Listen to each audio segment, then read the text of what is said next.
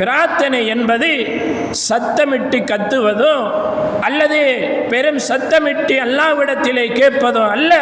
அந்த பிரார்த்தனை எங்களுடைய மனதுக்குள்ளால் அந்த பிரார்த்தனை நிகழ வேண்டும்.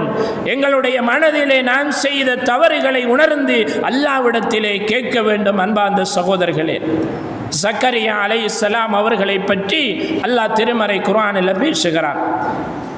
அவர்கள் எப்படி அல்லாஹ்விடத்தில் பிரார்த்தனை செய்தார்களாம்? அல்லாஹ் குர்ஆனிலே நினைவுபடுத்துகின்ற பொழுது இஸ்னாதா ரப்பஹு, அவர்கள் தன்னுடைய இறைவனை அழைத்தார்கள். எப்படி?